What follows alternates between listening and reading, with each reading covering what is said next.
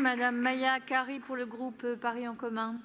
Madame la maire, mes chers collègues, la préservation de l'eau, ressource indispensable pour toutes et tous, est une priorité dans la lutte contre le réchauffement climatique. Cette délibération présente un projet de plan sobriété en eau de l'administration parisienne et du territoire parisien à l'horizon 2030. Je voudrais tout d'abord saluer le fait qu'entre les années 1990 et 2020, notre consommation a déjà baissé substantiellement. Durant cette période, la consommation d'eau potable a baissé de 40%, ce qui est un chiffre important, ce qui représente 100 millions de mètres cubes économisés, alors bien même que nous sommes de plus en plus nombreux à ne plus avoir recours systématiquement aux bouteilles d'eau en plastique.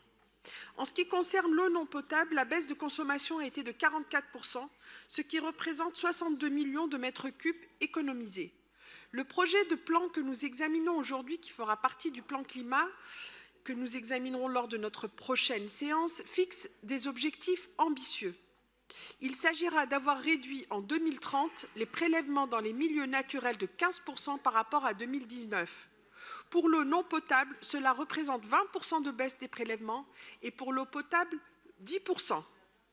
Pour remplir ces objectifs, 4 grands axes sont identifiés au sein desquels 27 actions seront engagées.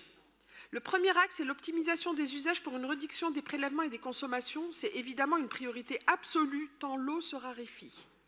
Le deuxième axe est l'entretien et la modernisation du patrimoine et des réseaux qui va permettre des économies substantielles grâce à la réduction des fuites et des pertes d'eau. Le troisième axe est la favorisation du mix hydrique. La récupération des eaux de pluie est l'une des solutions les plus importantes pour réduire les prélèvements.